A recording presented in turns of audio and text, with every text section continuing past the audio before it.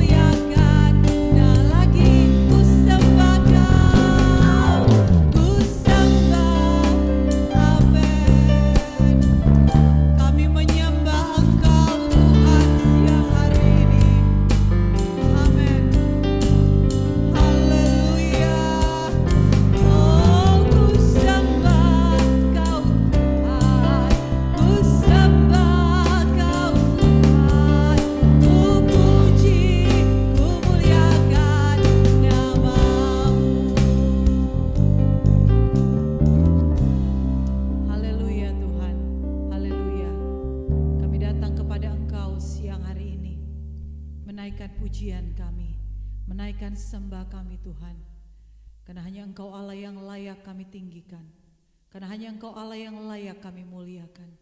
Terima kasih Tuhan buat hari-hari yang baik yang Tuhan berikan buat kami, buat kesehatan yang Tuhan berikan buat kami, buat berkat yang Tuhan berikan buat kami. Terima kasih Tuhan buat anugerah yang Tuhan berikan buat kami. Terima kasih Tuhan, ini semua hanya karena perkenanan dari Engkau. Ini semua karena Engkau belas kasihan dari Engkau. Terima kasih Tuhan. Bahkan siang hari ini Tuhan, kami boleh ada di rumah Tuhan, kami boleh ada di tempat ini Tuhan. Kami ingin memberikan pujian kami yang terbaik buat Engkau. Tuhan, layakkan kami. Tuhan, sucikan dan kuduskan hati kami. Tuhan, sucikan dan kuduskan pikiran kami, mulut kami Tuhan, agar kami layak memberikan yang terbaik buat Engkau.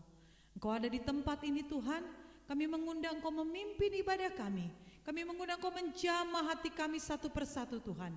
Kami percaya selesai ibadah nanti Tuhan, kami rasakan sukacita yang dari Engkau. Kami akan menikmati kemenangan yang dari Engkau ya Tuhan, karena Engkau ada di tempat ini.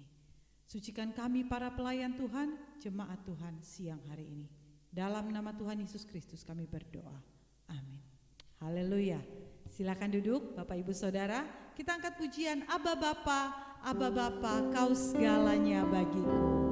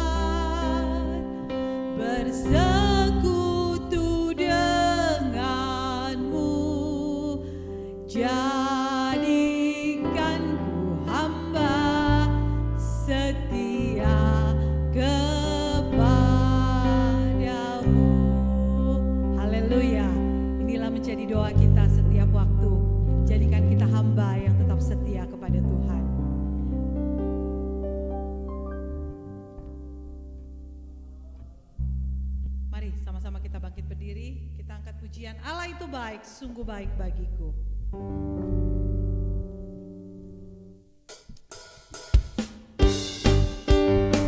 Berikan pujian kita, senyum kita yang terbaik untuk Tuhan. Kita nyatakan bahwa Dia baik buat kita. Haleluya.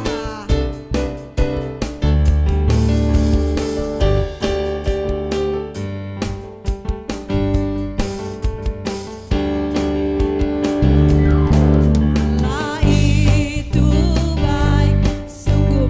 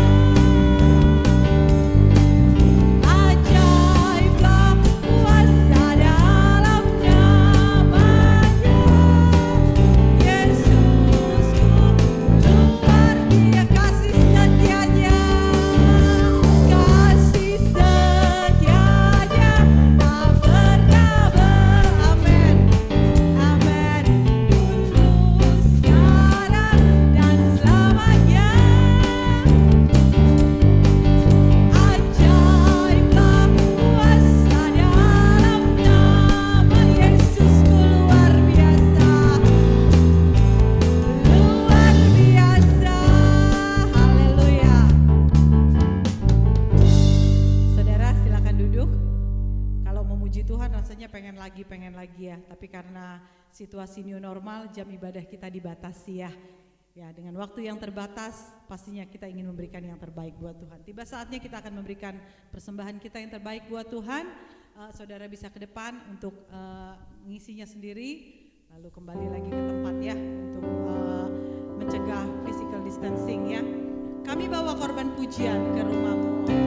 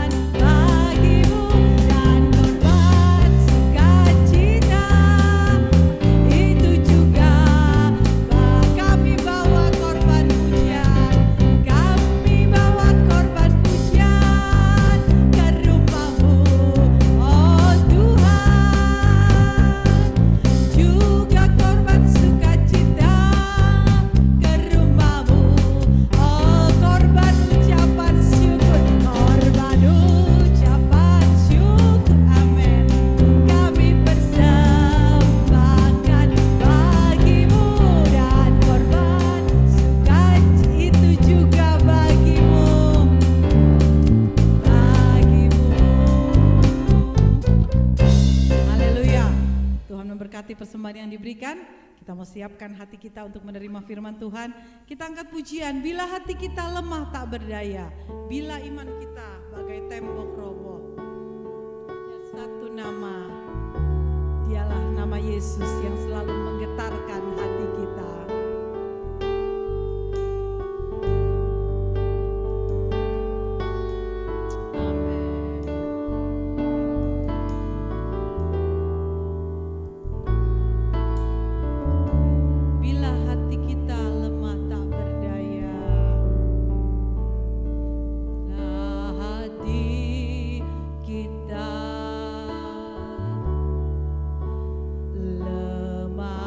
Tak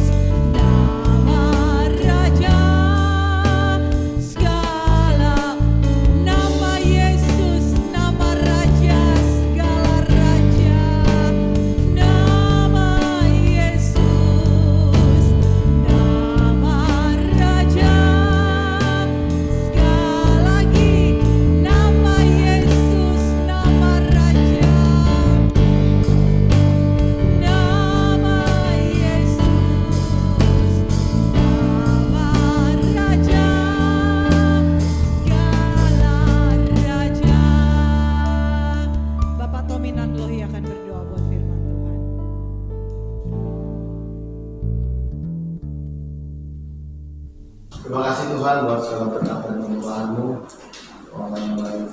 Allah yang luar biasa, Allah yang tidak pernah membiarkan anak-anaknya. Satu anugerah yang indah pada hari ini kami boleh ada di rumah-Mu ya Tuhan, memuji dan membesarkan nama-Mu, meninggikan Engkau ya Tuhan. Nama di atas segala nama, Raja di atas segala raja, itu Tuhan Yesus Kristus. Terima kasih buat kesempatan yang indah pada siang hari ini. Kiranya pujian penyembahan kami yang kami naikkan sederhana dari hati kami yang paling dalam boleh menyenangkan hati-Mu ya Tuhan, dan memberkati kami semua Tuhan. Tiba saatnya kami akan mendengarkan firman-Mu, firman yang tetap ajaib itu, lalu sekarang dengan sampai selama-lamanya. Merapi hamba-Mu dengan urapan Roh Kudus-Mu dari surga ya Tuhan. Apa yang disampaikan hamba-Mu itu berasal dari hati-Mu ya Tuhan. Urapan yang sama untuk kami semua, jemaat-Mu yang baik. Terima kasih Tuhan, kami mohon sambut dan dengar firman-Mu yang di dalam firman. Nama Tuhan Yesus Kristus. Haleluya Tuhan. Amin. Haleluya. Kita bisa ada sampai hari ini karena Tuhan, Bapak Ibu Saudara, dan bersyukur kepada Tuhan. Akhirnya kita bisa beribadah bersama di dalam ruangan ini, walaupun kita harus membuat jarak begitu rupa, dan saudara sedikit disibukkan mungkin dengan protokol, ya. Tetapi hal itu dimaksudkan bukan hanya karena supaya kita mentaati anjuran dari pemerintah, tapi supaya kita juga dapat menjaga keselamatan kita masing-masing, ya. Karena memang keselamatan itu urusan masing-masing, saudara. Baik, pada hari ini saya ingin mengajak saudara untuk melihat satu pergumulan Yosua sebagai pengganti Musa ketika perjalanan orang Israel memasuki tanah terjanji, tinggal menyisakan beberapa hari saja ke depan. Tetapi rupanya ada satu atau bahkan lebih dari satu hal yang sedang terjadi di dalam benak Yosua, entah di dalam pikirannya, entah di dalam hatinya, entah juga mungkin perasaan dan pikiran itu mewakili juga apa yang dirasakan oleh orang Israel.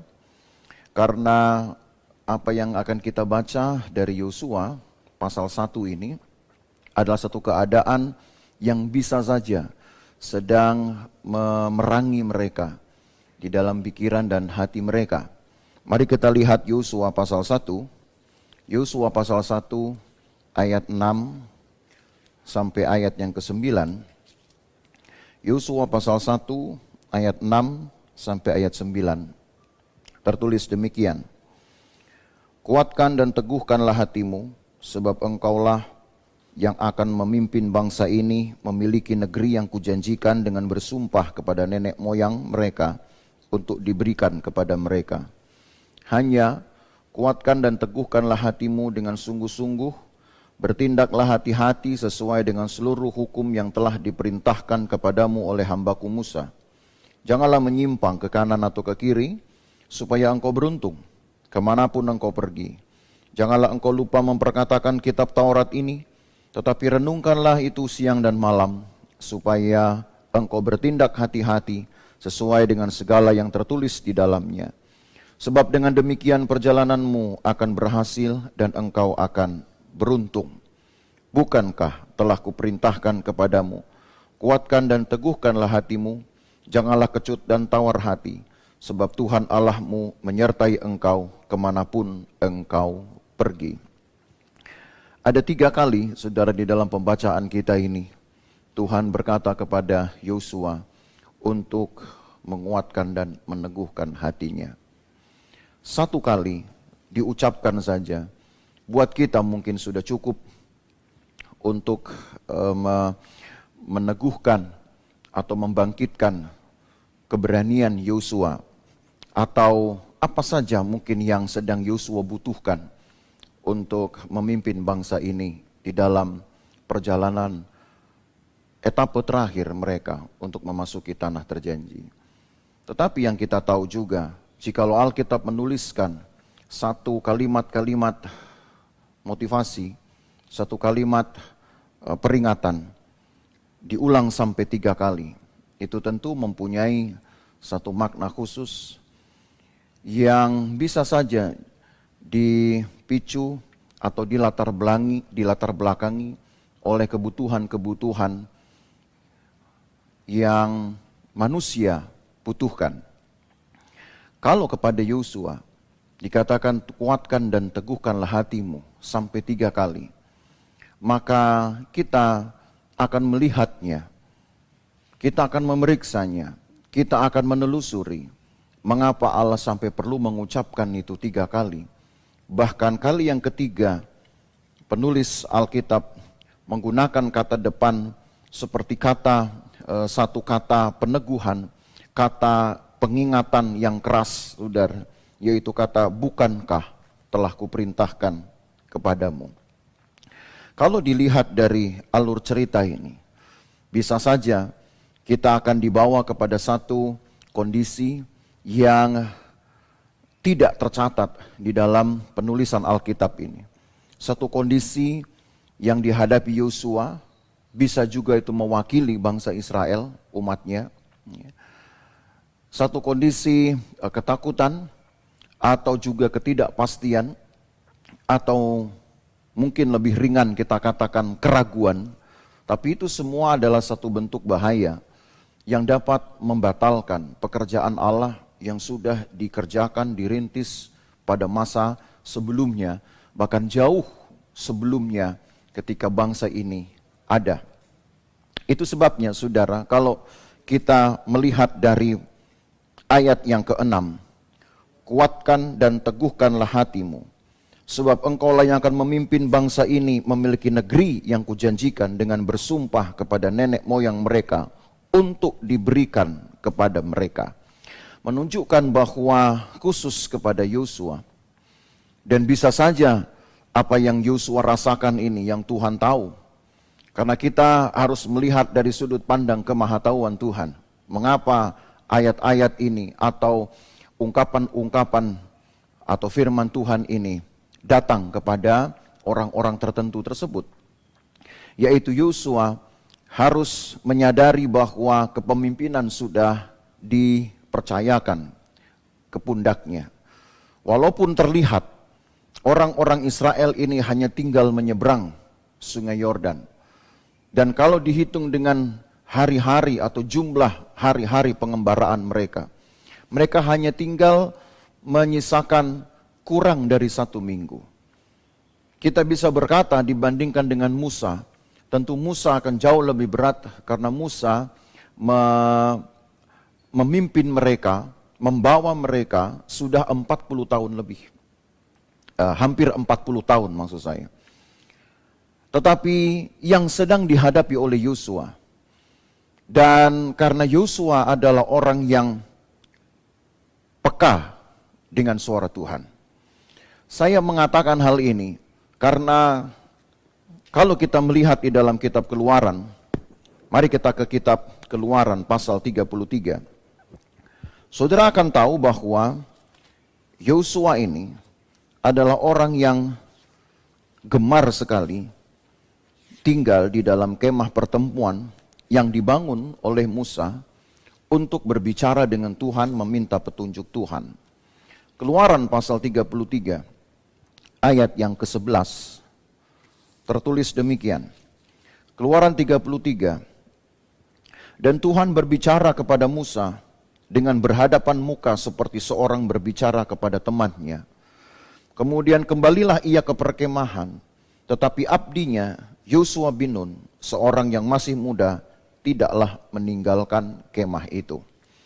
Potongan ayat yang kita baca ini adalah satu peristiwa di mana Musa ketika harus membuat satu kemah pertemuan, dan kemah pertemuan ini bukanlah kemah tabernakel yang kita kenal, sebab kemah tabernakel belum dikerjakan, atau mungkin lebih tepatnya sedang dalam pengerjaan.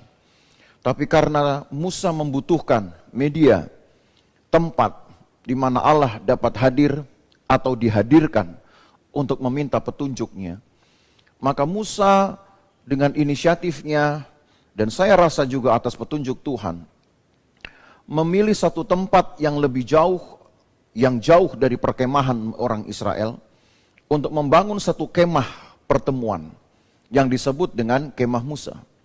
Kemah Musa ini sebenarnya bukanlah kemah tabernakel, karena berbeda. Kalau tabernakel dibangun oleh Bezaleel dan Aholiab, tetapi yang Musa bangun ini adalah kemah, sebutlah itu kemah sementara, sebelum tabernakel jadi, karena sedang dalam pembuatan. Sebab bagaimanapun juga umat Tuhan harus berhadapan dengan Tuhannya. Khususnya Musa harus berjumpa dengan Tuhan untuk meminta petunjuk-petunjuk Tuhan. Nah, di dalam ayat inilah kita baca tadi, ketika Musa dalam satu waktu tertentu masuk dalam kemah pertemuan itu, lalu bertemu dengan Tuhan, dan tanda hadirnya Tuhan, kalau saudara membaca seluruh pasal 33 ini, maka saudara akan tahu di sana, saudara akan dapati ceritanya, bahwa tanda Tuhan hadir di dalam kemah pertemuan itu adalah ketika tian awan hinggap di atas kemah pertemuan itu. Lalu berbicaralah Musa untuk mendengar petunjuk Tuhan, dan begitu seterusnya sampai kemah tabernakel itu terbangun. Nah, di dalam ayat inilah kita tahu juga dalam prosesi-prosesi itu, baik dimulai ketika Musa masuk ke dalam kemah, Musa kemudian berbicara dengan Tuhan, lalu Musa meninggalkan kemah itu. Yosua bin Nun, abdi Musa, disebutkan dalam ayat ini tidaklah meninggalkan kemah itu. Tentu maksudnya dia bukan tinggal di sana untuk kemudian tidur di sana, ya. Karena dia juga mempunyai kemah mereka sendiri, ya.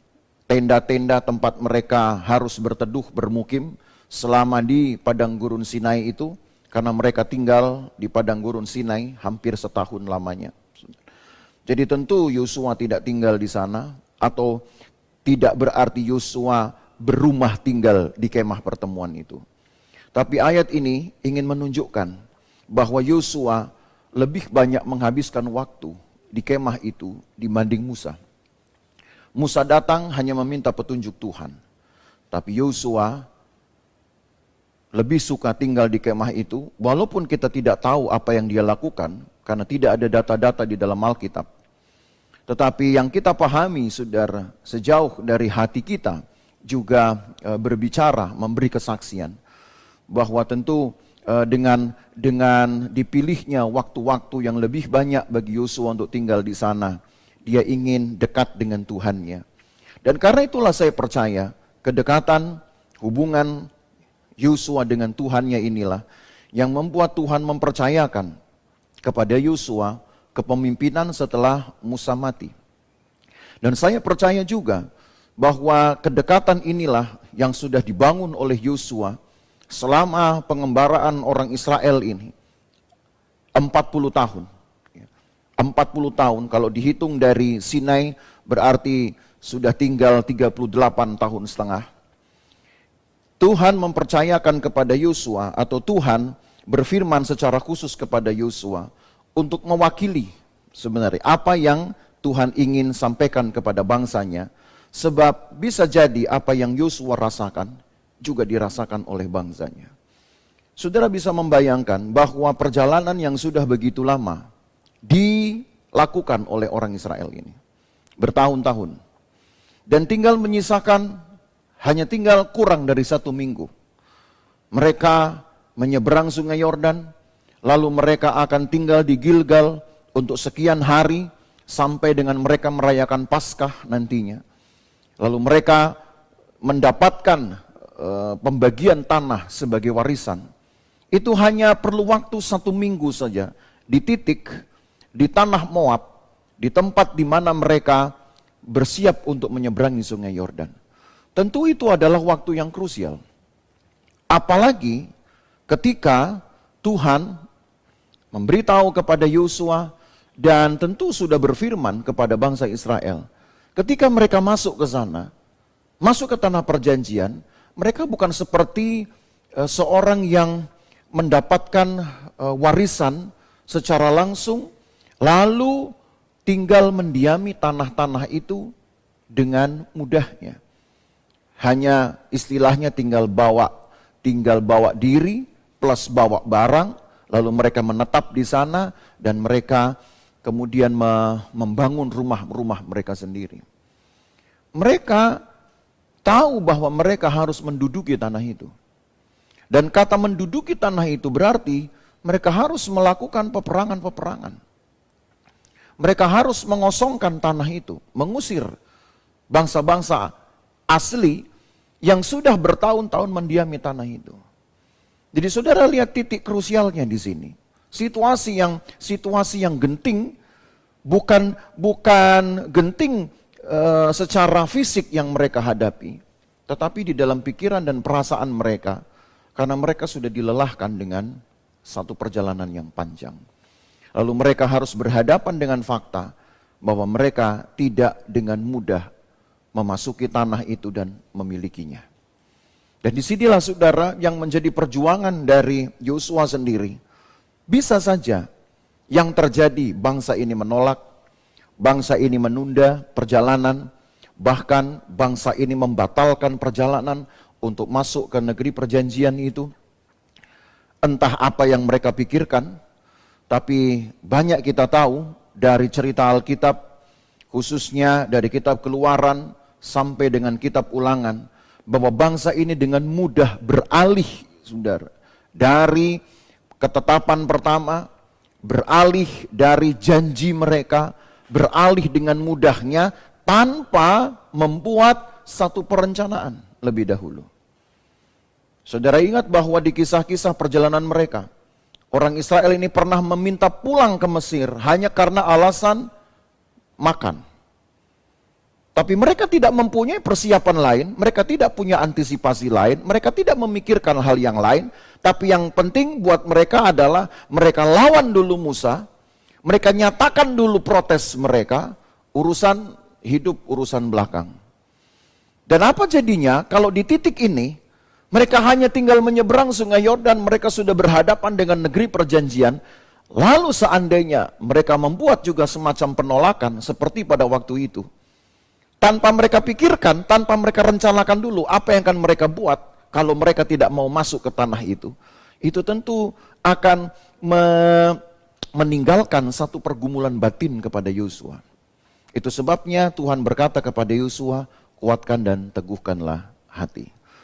Sebab dari ayat 6 ini, kalau saudara lihat ayat 6 ini, kita simak saudara ayat 6 ini, sekali lagi Yosua 1. Kuatkan dan teguhkanlah hatimu sebab engkaulah yang akan memimpin bangsa ini memiliki negeri yang kujanjikan dengan bersumpah kepada nenek moyang mereka untuk diberikan kepada mereka.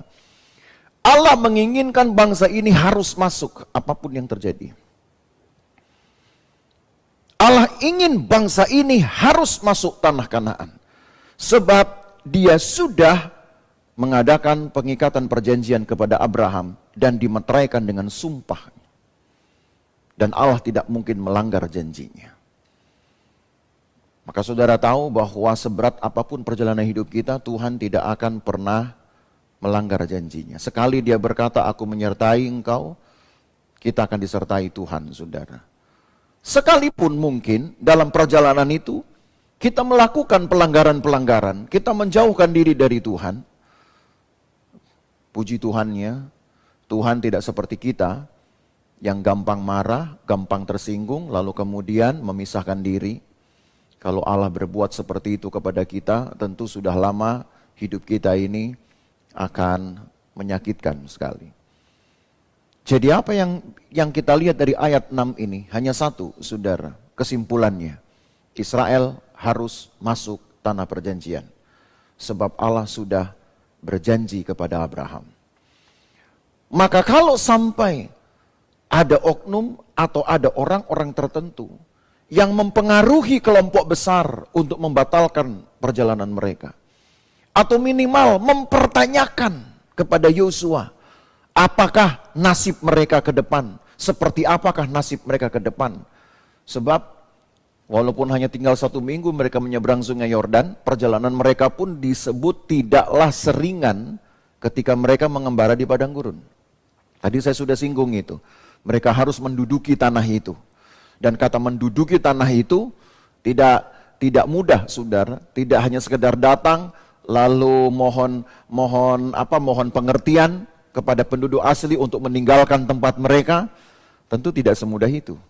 Kata menduduki itu artinya mereka harus menguasai bahkan dengan jalan peperangan. Jadi ini perjalanan tidak mudah.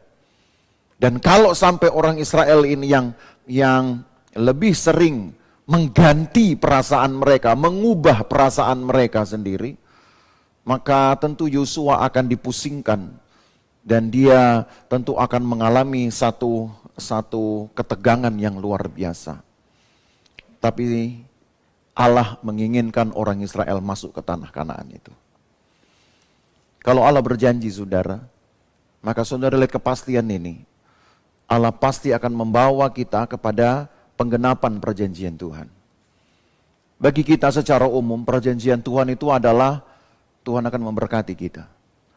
Tuhan akan menghentar kita. Berkat yang terbesar itu adalah sorga. Mujizat terbesar manusia adalah diselamatkan dari dosa. Maka berkat terbesar manusia adalah sorga. Tapi seringkali kita sibuk hanya mengejar berkat-berkat yang sementara. Dan itu kita rasa sudah dapat menolong hidup kita. Tapi kalau Allah berjanji bahwa kepada orang-orang percaya, kepada orang-orang beriman, dan dengan tekun mereka memegang imannya, memelihara imannya, Tuhan berkata, kamu harus masuk surga. Bagi orang-orang yang percaya kepada Yesus, tidak ada jalan lain, saudara pasti masuk surga. Dan Allah akan mengupayakan begitu rupa, supaya orang-orang yang dipilihnya ini, kita yang mendapatkan kasih karunia Tuhan ini masuk surga. Tentu Tuhan juga tidak akan mungkin melegalkan atau membenarkan perbuatan-perbuatan dosa. Karena dosa pun adalah satu kekejian bagi Tuhan. Tetapi kondisi-kondisi umat Allah yang bertentangan dengan kehendak Allah ini, harus Allah kerjakan, itu yang harus Tuhan ubah, sebab demi perjanjiannya orang-orang beriman yang takut akan Tuhan harus menerima tempat perhentian ini. Jadi bangsa Israel harus masuk ke tanah perjanjian. Apapun yang terjadi, Tuhan akan mengupayakan bangsa ini siap untuk masuk ke tanah perjanjian.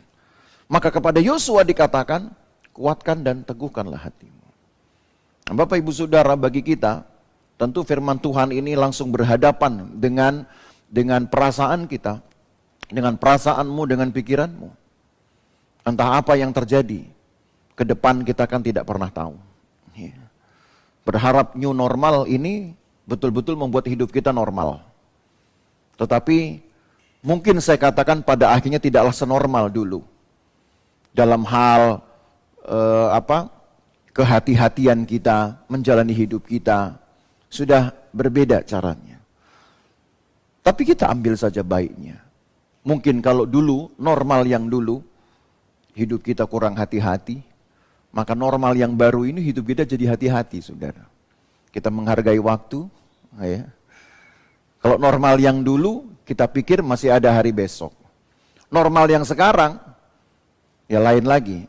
Siapa tahu besok saya sudah tidak ada, lebih cepat dari yang saya bisa pikirkan.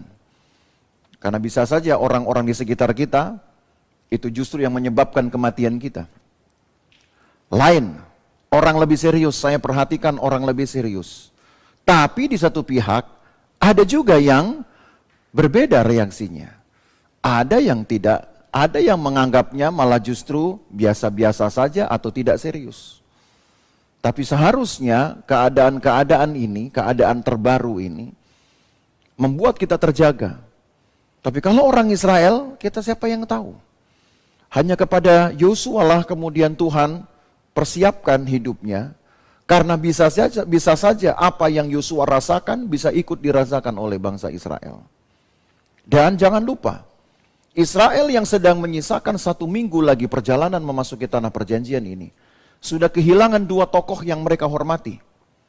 Harun, 6 bulan sebelum mereka masuk tanah perjanjian, mati meninggalkan mereka.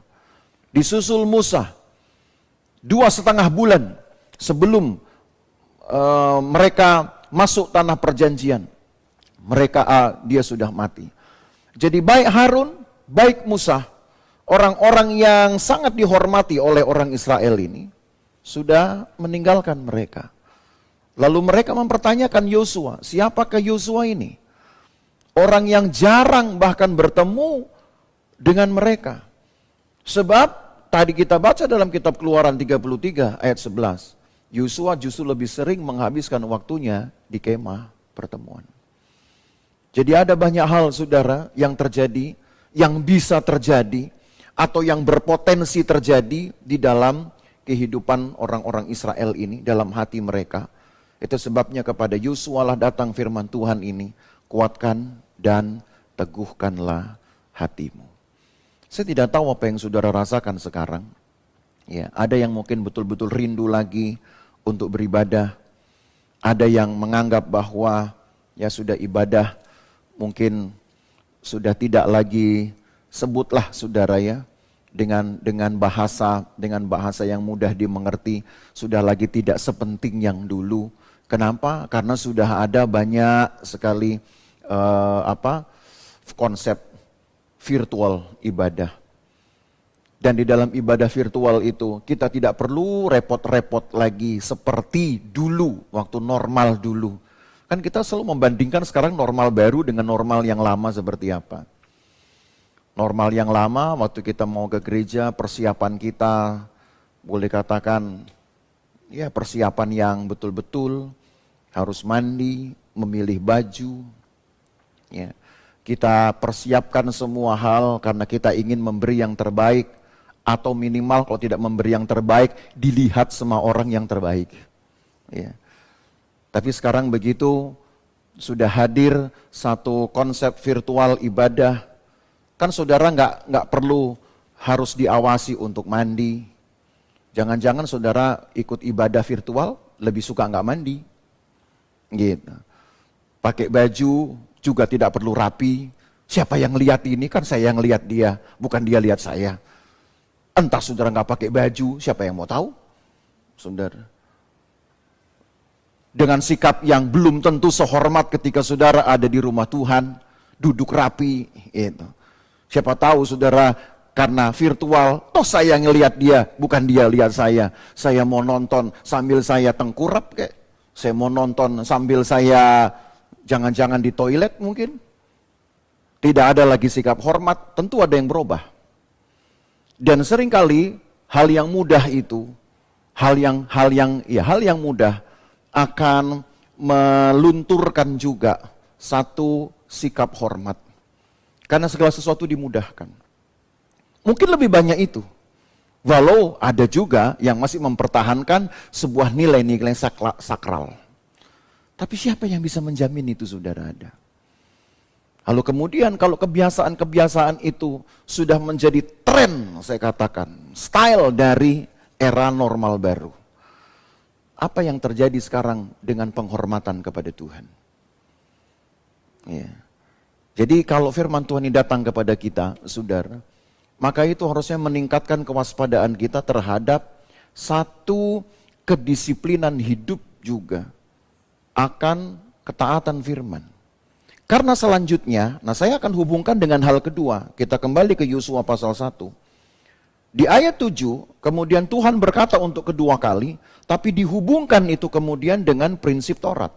Ayat 7, hanya kuatkan dan teguhkanlah hatimu dengan sungguh-sungguh. Bertindaklah hati-hati sesuai dengan seluruh hukum yang telah diperintahkan kepadamu oleh hambaku Musa. Janganlah menyimpang ke kanan atau ke kiri, supaya engkau beruntung kemanapun engkau pergi.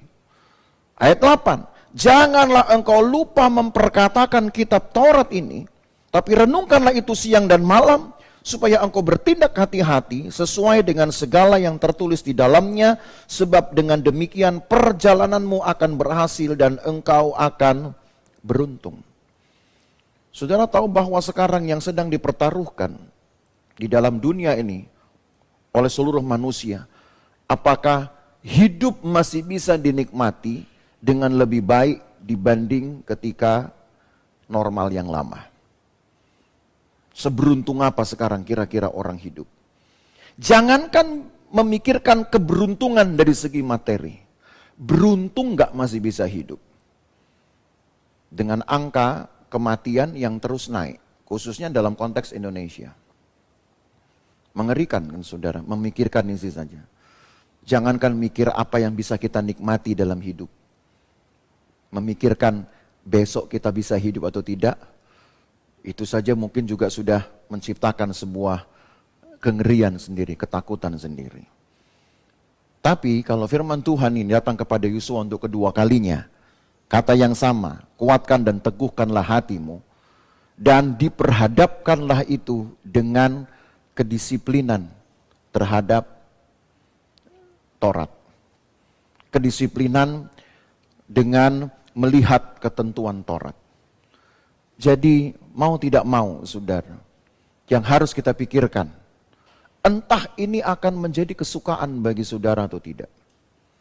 Saya katakan menjadi kesukaan itu karena ayat ini berkata, engkau harus bertindak hati-hati sesuai dengan hukum yang sudah dituliskan. Harus bertindak hati-hati.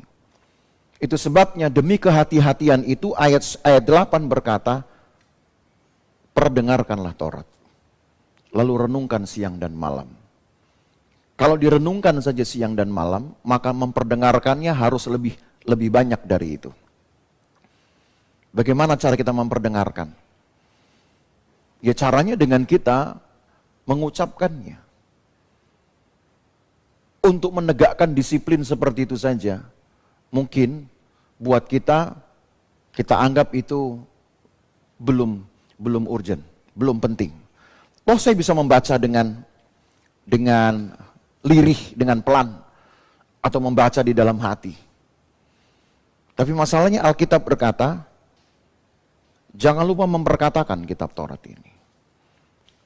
Memang kepada Yosua, perintah itu dibuat. Tapi kalau saudara ingat, perintah awal, bahkan sebelum kepada Musa pun dibacakan, karena Musa juga disuruh Tuhan membacakannya. Tapi perintah awal sebelum Musa membacakan, Tuhan berkata, hendaklah di dalam rumahmu, tiap-tiap kepala keluarga memperkatakan Taurat itu kepada anak-anaknya. 4 kali sehari. Jadi kalaupun seandainya di dalam rumah hanya ada sedikit anggota rumah, toh tetap harus memperkatakan Taurat. Karena siapa yang mendengarnya, ya yang mengatakannya sendiri juga pasti akan mendengarnya. Dan itulah sikap hormat, saudara sebenarnya. Dengan memperkatakan Taurat, maka biasanya tubuh kita ini akan diajak untuk siap dan memberi penghormatan di dalam membacakannya. Beda kalau membacakan itu di dalam satu situasi yang resmi dengan situasi yang tidak resmi. Tentu penghormatannya beda. Tapi memperkatakan ini setidaknya mengajak kita untuk bersikap hormat terhadap firman Tuhan. Apakah budaya itu dengan era new normal ini akan tumbuh? Anak-anak Tuhan betul-betul memulai sekarang satu kebiasaan baru untuk membaca Alkitab. Ini kan Taurat juga Alkitab. Dengan sikap duduk dan penuh hormat. Atau jangan-jangan sama seperti dulu juga. Mau baca dalam hati kek? Mau baca di dalam ruangan tertutup kek? Atau mau baca di dalam kegelapan kek? Artinya membaca tidak dalam situasi membaca. Apakah masih akan dibiasakan yang seperti itu? Itu pilihan Bapak Ibu Saudara. Tetapi yang lebih penting adalah ketika setelah memperkatakan Taurat, merenungkan siang dan malam. Dan disitulah sebenarnya kesiapan seseorang diuji. Apakah orang itu mau mengambil perhatian dan memutuskan diri untuk melakukan firman Tuhan dan bertindak dengan hati-hati. Kalau kembali kepada riwayat Israel.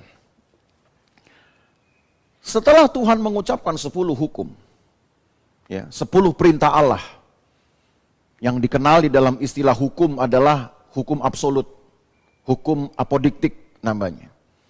Kita hanya mengenal dengan kata ya 10 hukum Taurat. Mulai dengan jangan ada padamu Allah lain, sampai poin terakhir janganlah mengingini barang orang lain. Itu kita kenal dengan 10 hukum Taurat. Ya, 10 hukum absolut, 10 hukum apodiktik. Tepat ketika Tuhan sudah mengucapkan 10 hukum itu, apa yang orang Israel buat? Mereka mendatangi Harun untuk meminta Allah yang lain menggantikan Allah yang sudah berfirman, didengar oleh mereka, mengucapkan 10 hukum ini. Ada baiknya kita melihat riwayat itu, saudara, di dalam Keluaran pasal yang ke-32. Keluaran pasal 32. Orang Israel sudah menerima perintah-perintah, larangan-larangan di sini. Dan kalau saudara tahu, saudara ingat bahwa perintah pertama adalah jangan ada padamu Allah lain. Jangan ada padamu Allah lain. Tapi apa yang orang Israel buat di Keluaran 32 ayat 1? Ketika bangsa itu melihat bahwa Musa mengundur-undurkan turun dari gunung itu, maksudnya mereka merasa seperti menunda-nunda. Maka berkumpullah mereka mengerumuni Harun dan berkata kepadanya, mari buatlah untuk kami Allah yang akan berjalan di depan kami, sebab Musa ini orang yang telah memimpin kami keluar dari tanah Mesir, kami tidak tahu apa yang telah terjadi dengan dia. Perintah Tuhan pertama, jangan ada padamu Allah lain. Tetapi seperti saya katakan tadi, orang Israel nih dengan cepat mengubah selalu pemikirannya, mengubah hatinya, tanpa mempertimbangkan dulu, tanpa bahkan membuat perencanaan untuk mengantisipasi. Mereka datang kepada Harun, lalu mereka berkata, buatlah untuk kami Allah yang akan berjalan di depan kami. Jangan ada padamu Allah lain. Justru malah membuka sebuah kesempatan atau satu percobaan lah di hati orang Israel. Memang kalau kita bikin Allah yang lain, ada apa? Memang kalau kita bikin Allah yang sebutlah Allah tandingan dari yang sudah mengucapkan larangan ini, memang akan terjadi apa kira-kira? Mungkin hanya itu yang dipikirkan. Dan bayangkan kalau prinsip pemikiran itu merasuk di dalam pikiran semua anak-anak Tuhan di era new normal ini. Memang kalau saya masih membiasakan diri untuk tetap mengikuti ibadah online tanpa harus sibuk-sibuk seperti dulu ketika saya mempersiapkan diri dalam ibadah kita sebutlah dengan kata ibadah klasik begitu. Memang apa sih yang akan saya alami? Emang kira-kira Tuhan mau buat apa sih sama saya? Dan kita coba dulu, nyaman, Tuhan belum bikin apa-apa nih. Tuhan belum buat sesuatu yang secara ekstrim mungkin membuat kita berpikir, mungkin belum. Kalau kita nyaman, kalau gitu memang lebih enak kita menggantikan ibadah kita dengan konsep yang baru ini, konsep virtual. Ya bersyukur saudara, hari ini kita bisa mengadakan ibadah ini dan saudara-saudara datang walaupun kita harus pecah jadi dua ibadahnya, ya, supaya jangan terlampau sesak ruangan ini lalu kemudian kita dianggap melanggar protokoler. Ya, puji Tuhan. Dengan hadirnya saudara-saudara masih ada satu kerinduan. Ya. Walaupun untuk usia tertentu nggak boleh, ya apa boleh buatlah. Ya. Itu kondisi yang mengharuskan gereja pada akhirnya tetap mengupayakan ibadah virtual. Nah begitu ada usia-usia tertentu yang harusnya bisa masuk ke gereja, apa yang kita pilih sekarang? Online aja. Nanti kalau saya betul-betul kangen, baru saya datang ke gereja. Bisa sebulan sekali, bisa 3 bulan sekali, kalau perlu bisa setahun sekali. Kenapa? Karena ada online. Jadi Bapak Ibu Saudara, banyak hal yang bisa mengganggu kita dan memang ini sudah eranya. Ya, sudah eranya. Tetapi anggaplah, saya selalu katakan anggaplah sesuatu yang baru yang Tuhan luaskan terjadi di dalam kehidupan kita, sebutlah itu menjadi sebuah lingkungan baru buat kita. Jangan sampai terbentuk kebiasaan-kebiasaan yang lebih ringan dari kebiasaan-kebiasaan disiplin kita yang sudah kita buat di waktu lalu. Maka ketika firman Tuhan berkata, perkatakanlah Taurat. Janganlah sampai hilang, saudara, satu semangat ini. Renungkan Taurat siang dan malam, jangan sampai hilang semangat ini. Ya. Jangan sampai hilang. Sebab dengan merenungkan Taurat siang dan malam, dan Taurat itu adalah firman Tuhan, percayalah, Roh Tuhan secara rahasia akan bekerja di dalam hati kita untuk mendatangkan sikap kehati-hatian. Karena kita menghargai firman. Memang untuk melakukan firman Tuhan bukanlah hal yang mudah. Tapi toh Allah tahu kerinduan kita kan saudara. Daripada kita membuat hidup kita terbiarkan, cuek dengan hidup kita, karena kita pikir toh dengan ibadah kapan saja saya bisa melakukannya dan tidak perlu hari Minggu pun saya bisa mengikutinya. Dulu di ibadah klasik, saya pakai istilah klasik ya, menggantikan kata lama itu. Ibadah akan mengikuti pola Alkitab, anjuran dari firman Tuhan. Orang Israel harus beribadah pada hari pertama karena hari ketujuh Sabat. Hari pertama di satu tempat. Itu sudah di dalam Ulangan pasal 12 sudah digariskan di situ. Lalu itulah yang kemudian dipakai, saudara. Sampai hari ini. Satu prinsip bergereja. Datanglah ke rumah Tuhan. Disinilah tempat Tuhan berfirman dan bekerja. Datanglah kemudian satu era baru. Yang kita kenal dengan era PSBB. Yang mengharuskan kita menyesuaikan begitu rupa melakukan segala sesuatu di rumah. Pertanyaannya, kalaupun di rumah kita bisa kerjakan pekerjaan kita, di rumah kita bisa beribadah, di rumah mungkin kita bisa menghadirkan Tuhan, ya hadirat Tuhan, tapi seberapa jauh itu, siapa yang bisa mengontrolkannya? Yang jelas di rumah saudara nggak akan bisa merasakan sorga. Karena sorga itu nggak di rumah kita, sorga di tempatnya sendiri. Gitu. Dan itu semua hanya harus dilakukan, ditempuh dengan sikap hidup hati-hati saja. Jadi kalau di rumah saja, karena sudah di rumah tuh. Dan kalau namanya rumah kita rajanya, kita mau ngapain aja, tidak ada yang bisa melarangnya. Dan ini yang menjadi pergumulan kita Bapak Ibu Saudara. Maka kalau firman Tuhan ini pun sebenarnya datang kepada kita, dengan satu kalimat yang sama, buat saya tidak ada salahnya, kuatkan dan teguhkanlah hati, supaya kita tetap mempertahankan satu budaya ibadah yang tetap kita lakukan, yang pernah kita lakukan di era sebelumnya, di zaman sebelumnya. Mungkin saudara pikir, toh nggak ada perubahan signifikan. Ya begitulah umat Tuhan seringkali mencoba untuk membuat semacam ujian kepada Tuhan atau pencobaan ya, Tuhan dicobai. Kan begitu yang umat Tuhan Israel ini pernah lakukan ketika mereka berada di Rafidim. Dicobai, kalau saya berbuat sesuatu yang berbeda, kira-kira Tuhan bikin apa? Kita seperti memaksakan Tuhan harus berbuat sesuatu untuk menguji sebenarnya apa yang kita buat ini. Allah tidak bisa diperintahkan saudara dengan keinginan kita. Kalaupun kita mengubah satu gaya hidup, kita mengubah satu cara, kedisiplinan beribadah. Jangan saudara pikir Allah kemudian harus berbuat sesuatu secepat yang kita mau untuk membuat perbedaan. Dan ketika manusia berkata, oh Tuhan tidak buat apa-apa, oh Tuhan tidak membuat satu pekerjaan yang lain, atau kita membuat kesimpulan dengan cepat. Oh kalau gitu sama saja, yang saya buat dulu dengan yang saya buat sekarang tidak ada masalah, tidak ada perbedaan. Kita nggak lihat bahwa di dalam firman Tuhan Allah itu bekerja dengan waktunya. Untuk apa? Untuk menimbulkan dulu di dalam hati manusia apa yang disebut dengan pertimbangan-pertimbangan. Ngerasa gitu.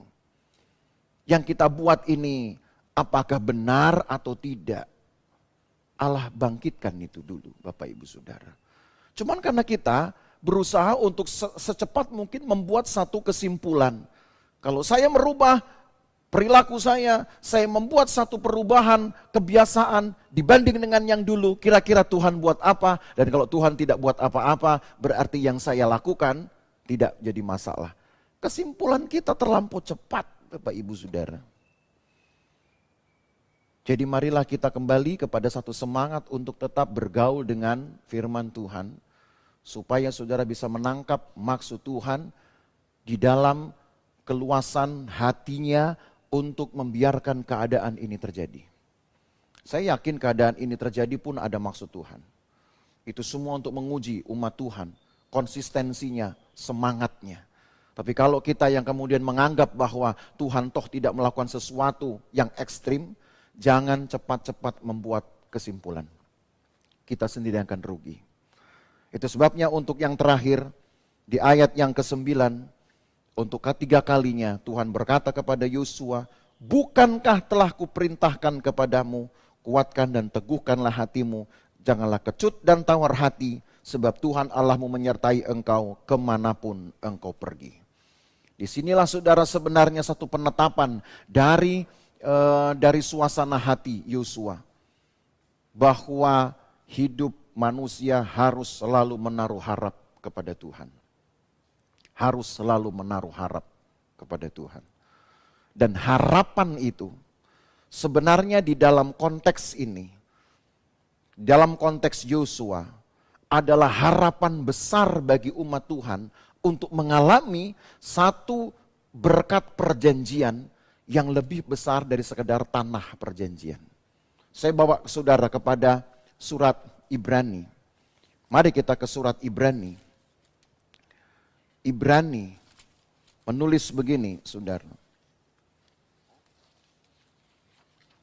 Surat Ibrani pasal yang ke-4.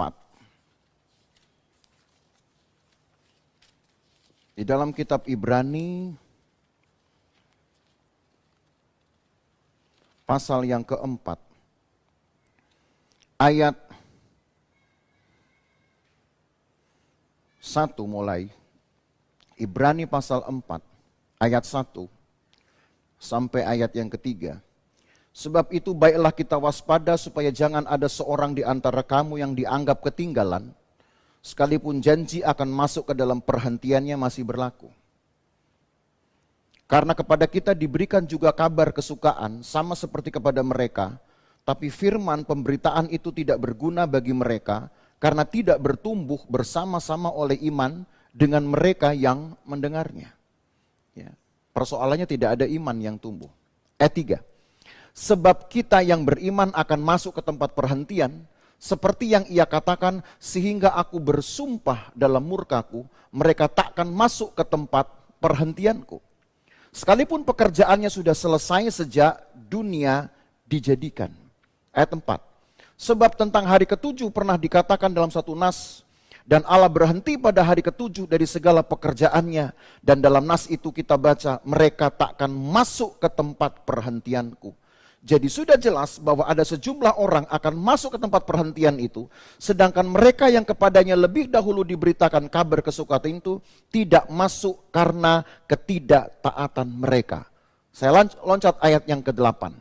Di sini perbandingannya. Sebab andai kata Yosua telah membawa mereka masuk ke tempat perhentian, pasti Allah tidak akan berkata-kata kemudian tentang suatu hari lain. Ya, maksudnya hari perhentian yang lain yang tadi kita baca di ayat 3 itu. Jadi masih tersedia suatu hari perhentian, hari ketujuh bagi umat Allah. Bukan bagi orang Israel, bagi umat Allah. Sebab barang siapa telah masuk ke tempat perhentiannya, ia sendiri telah berhenti dari segala pekerjaannya, sama seperti Allah berhenti dari pekerjaannya. Kalau dihitung saudara dari hari-hari perjalanan mereka, maka yang disebut dengan tanah terjanji itu bagi orang Israel adalah tempat perhentian mereka. Itu buat orang Israel, tempat perhentian mereka. Walaupun di situ mereka tidak berhenti dalam pengertian duduk-duduk saja lalu bersantai dan menikmati hidup. Tadi saudara sudah sudah dengar saya katakan bahwa mereka masih harus punya pekerjaan rumah, yaitu menduduki tanah itu. Jadi tanah itu bukanlah tanah kependudukan mereka. Tanah terjanji, tanah warisan, Allah beri, tapi untuk diduduki. Dan itu kan perlu perjuangan, saudara. Tapi itu saja sudah disebut sebagai tempat perhentian. Hanya itu kan bagi orang Israel. Dan kepada umat Tuhan, Tuhan janjikan masih ada tempat perhentian. Dan itu selalu mengacu kepada nanti satu zaman yang dikenal kemudian di dalam Alkitab sebagai zaman damai. Zaman yang akan dinikmati oleh umat Tuhan setelah nanti Tuhan datang dan Tuhan mengubahkan tubuh dari orang-orang beriman dengan tubuh kemuliaan. Sama seperti yang Yesus miliki dari kebangkitan atas kematiannya.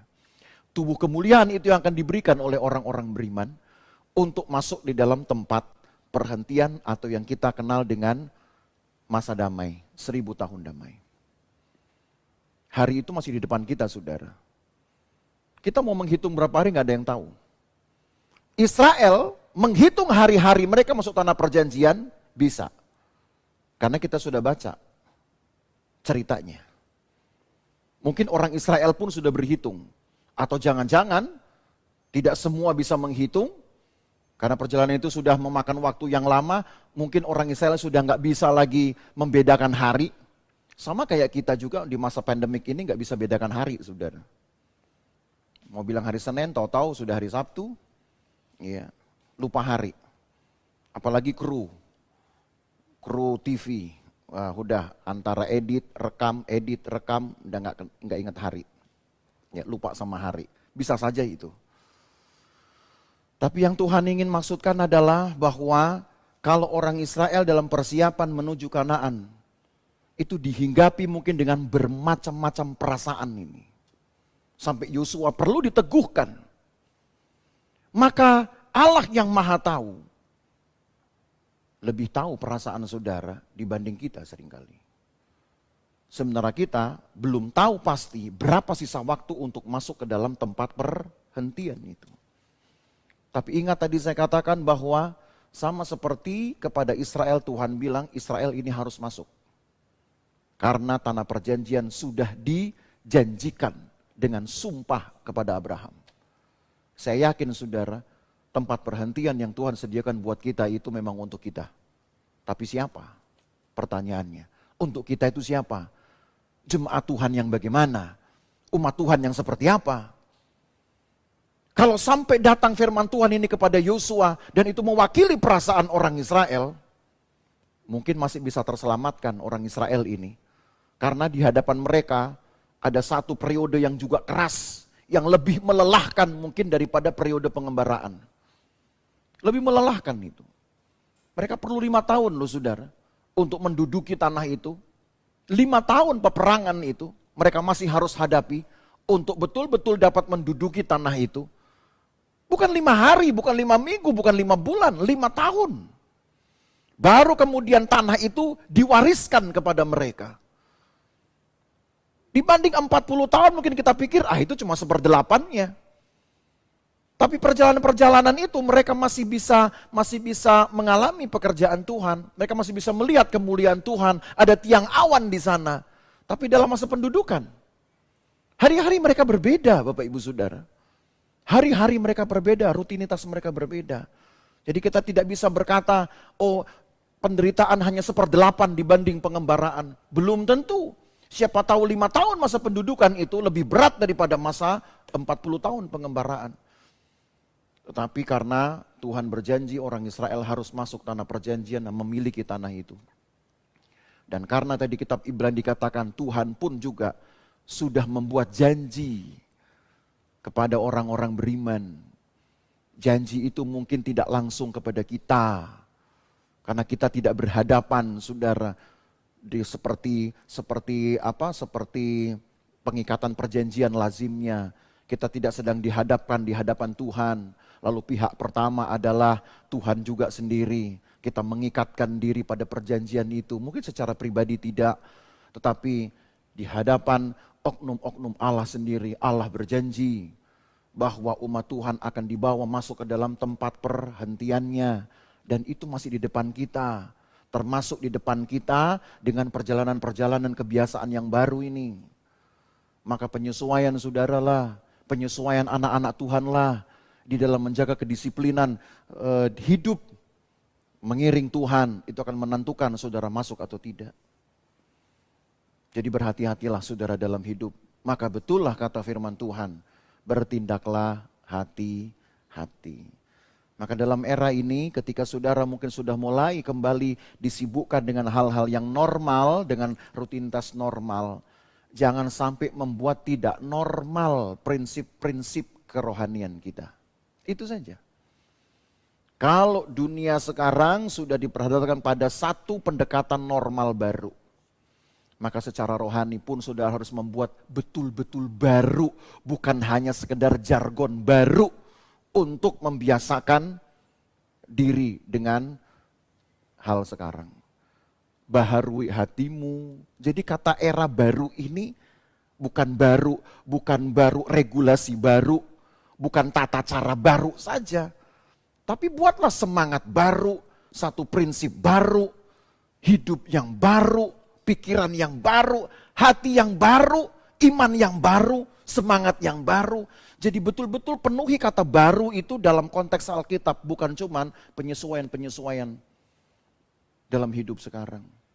Maka saya yakin kita pantas untuk masuk dalam tempat perhentian yang Tuhan berikan. Tuhan menolong kita saudara, maka kuatkan dan teguhkanlah hatimu.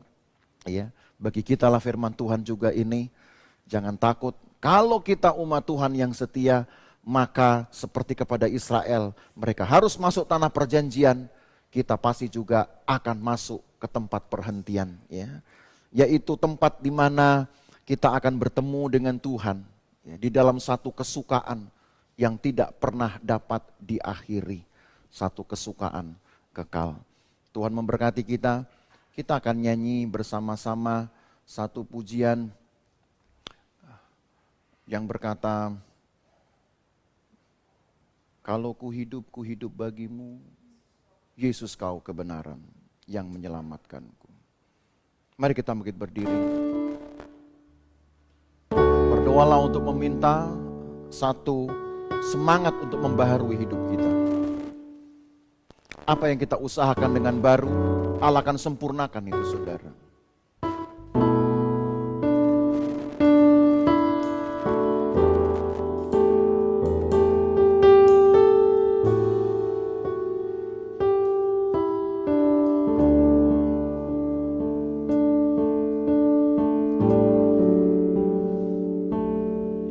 Yesus kau kebenaran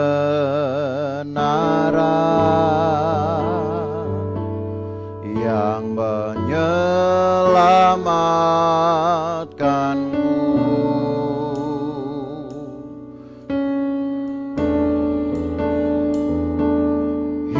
Hidup dan pengharapan,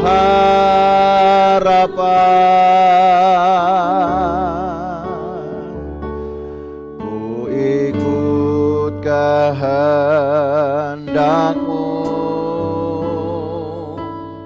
Ku perlu anugerah-Mu.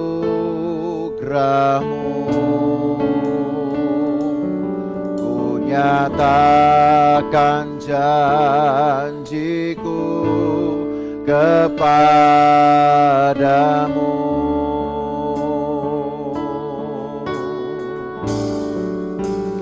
Kalau ku hidup bagimu, hatiku tetap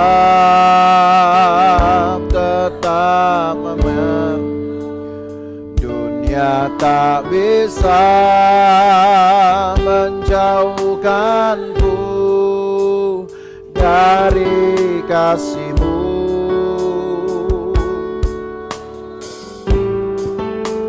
Selama ku hidup,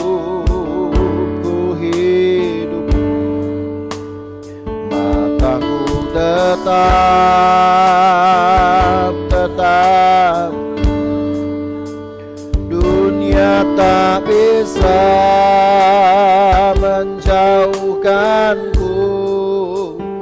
dari kasih-Mu. Bapak Ibu Saudara, mungkin satu sisi apa yang sedang kita hadapi ini dapat menghadirkan mungkin, atau juga dapat dikendarai, ditunggangi oleh kuasa jahat untuk menggoda kita, untuk merusak kebiasaan kita, menggoda kita untuk mengganti kebiasaan kita. Bisa saja karena semakin dekat kepada kedatangan Tuhan, pekerjaan oknum jahat ini pun semakin meningkat. Anggap saja memang itu menjadi ruang gerak mereka. Tapi buat kita, jangan sampai kebebasan untuk beribadah kepada Tuhan dengan segenap hati itu kita longgarkan. Saudara, manusia bisa melonggarkan jarak, tapi jangan kita melonggarkan jarak dengan Tuhan. Itu saja. Manusia bisa membatasi hubungan dengan sesama, tapi janganlah kita membatasi hubungan kita dengan Tuhan. Maka di sisi lain, yang tersisa bagi kita adalah kita bijak menggunakan waktu, bijak menggunakan kesempatan, bijak menggunakan pemikiran kita untuk tetap menemukan Tuhan, untuk tetap bergaul dengan Tuhan. Sebab seperti Allah berjanji kepada Israel, mereka harus masuk ke tanah terjanji. Kepada umatnya pun tadi kita baca di kitab Ibrani, Tuhan ingin kita masuk ke dalam tempat perhentiannya. Itu harus ada yang diperjuangkan, saudara. Dan kalau masa sekarang sepertinya perjuangan itu menjadi lebih berat, janganlah kita tergoda untuk membuatnya menjadi lebih mudah atau lebih sederhana. Tetapkanlah hatimu, kuatkan hatimu, supaya kebiasaan-kebiasaan dulu yang kita pegang itu sebagai kebiasaan yang kuat, sebagai budaya yang kuat untuk mengiring Tuhan, saudara justru lebih kuatkan, lebih tegaskan itu, lebih teguhkan dengan hal yang baru di masa yang sekarang. Tuhan ingin kita masuk dalam tempat perhentiannya. Maka nyanyikan lagu ini sebagai satu lagu, satu pujian harapan bagi saudara. Janji saudara kepada Tuhan, kalau kita hidup, kita hanya ingin hidup untuk Tuhan. Yesus, Kau kebenaran yang menyelamatkanku. Kau memberikanku hidup dan pengharapan.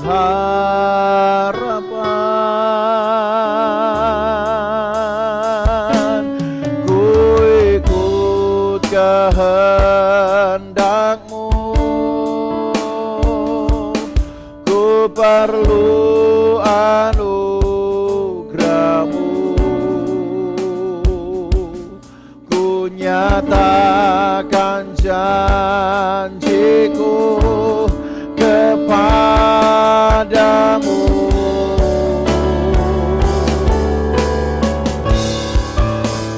Kalau ku hidup bagimu, maka ku tetap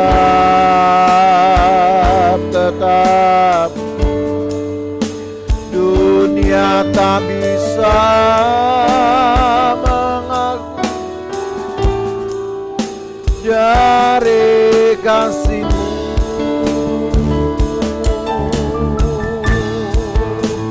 Selama ku hidup lagi, maka ku tetap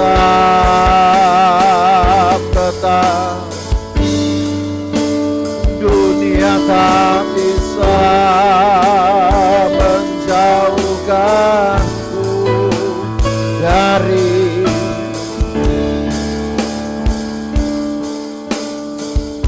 Haleluya. Berdoalah kepada Tuhan, saudara. Banyak hal bisa mengancam kebiasaan-kebiasaanmu yang baik di masa-masa lalu.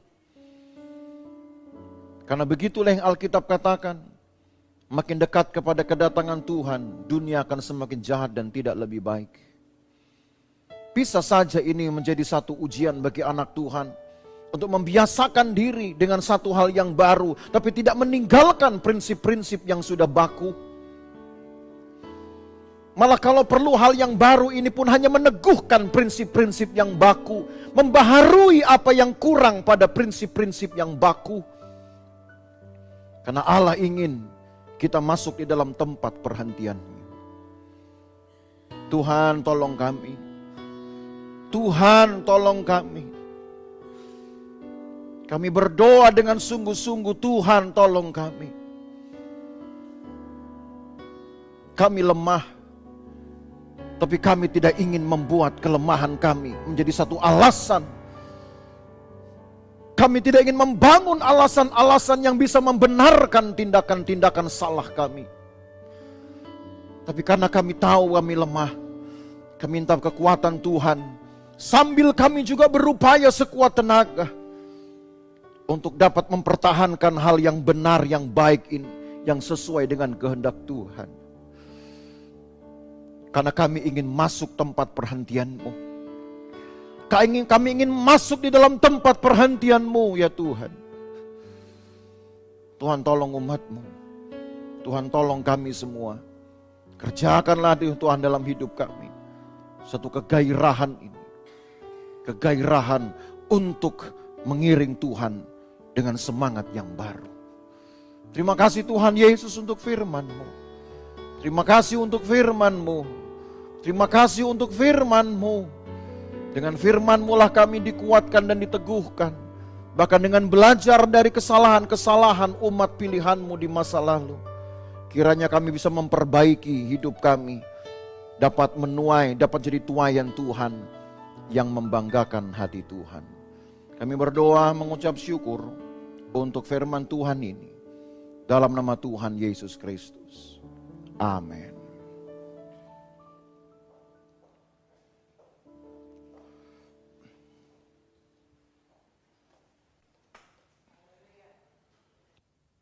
Kebenaran firman Tuhan, tiba saatnya kita akan memberikan yang terbaik buat Tuhan.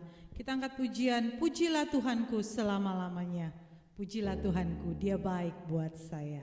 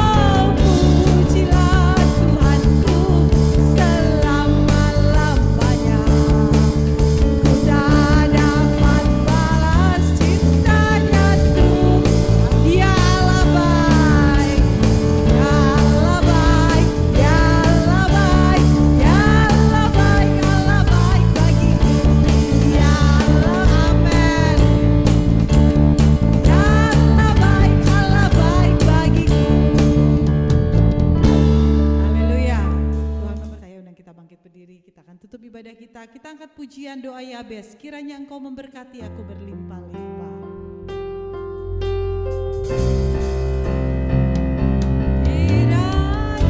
Saudara yang perlu bantuan doa, saudara boleh angkat tangan. Nanti Bapak Gembala akan berdoa buat kita. Amin. Dan memperluas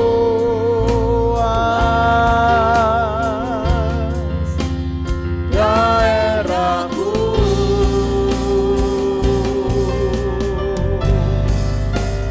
dan kiranya tangan-Mu menyertai aku dan melindungi aku. daripada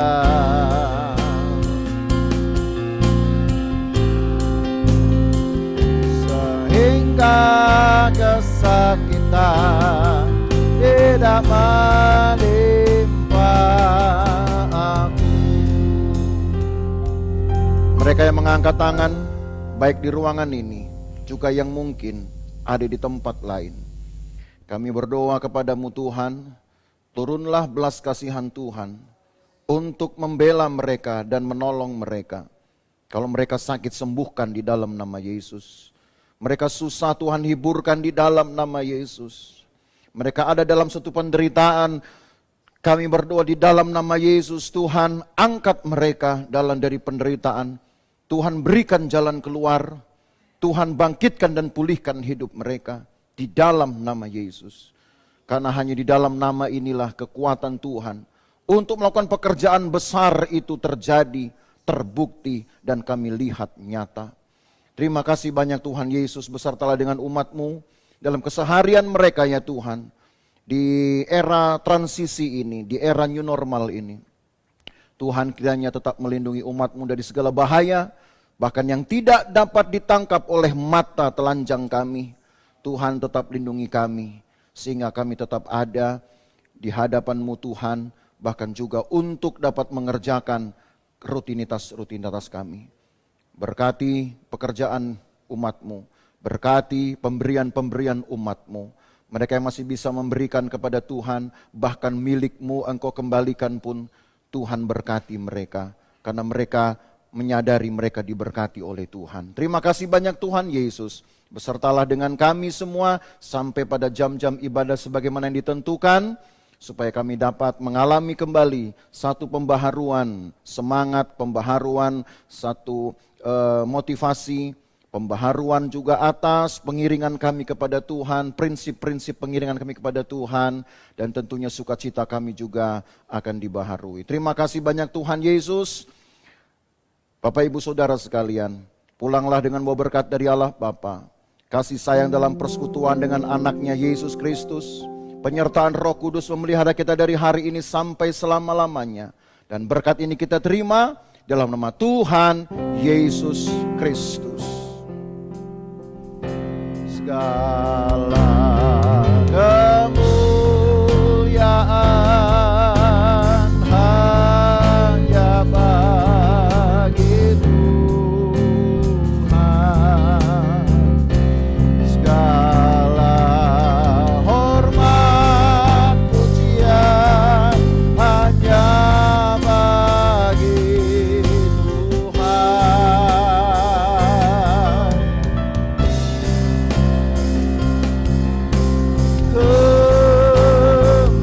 Kemuliaan hanyalah bagi Tuhan.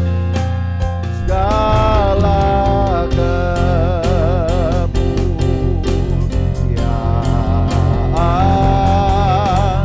keagungan,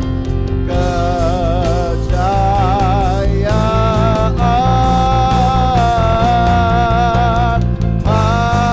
hanya bagi